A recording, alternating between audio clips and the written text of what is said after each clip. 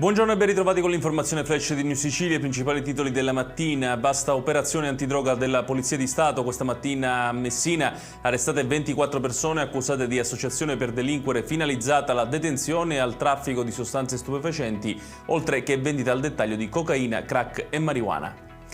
Il ministro delle imprese del Made in Italy Adolfo Urso ha incontrato a Palazzo Piacentini Ros Pelligra e Giovanni Caniglia, rispettivamente presidente e amministratore delegato di Pelligra Italia Holding. Sul tavolo il piano industriale della società riguardo il rilancio dell'ex Bluetech di Termini Imerese. Arrivano 100 milioni di euro per dotare gli agricoltori siciliani di strumenti utili a contrastare e prevenire i danni causati dalla siccità. 50 milioni sono già stati stanziati e saranno erogati attraverso un bando, gli altri 50 saranno resi disponibili entro fine anno, fanno sapere dalla Regione.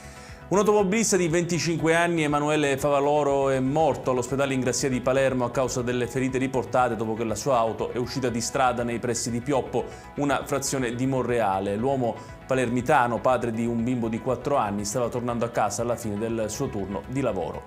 E chiudiamo con l'ennesima notte di sbarchi a Lampedusa, dove sono giunti altri 208 migranti soccorsi su 4 diverse imbarcazioni. All'hotspot, nonostante i continui trasferimenti con il traghetto di linea, ci sono al momento 526 persone. Ed è tutto per questa edizione. Tutti i dettagli su queste notizie li trovate come sempre sul nostro sito www.newsicilia.it. Grazie per averci seguiti, arrivederci.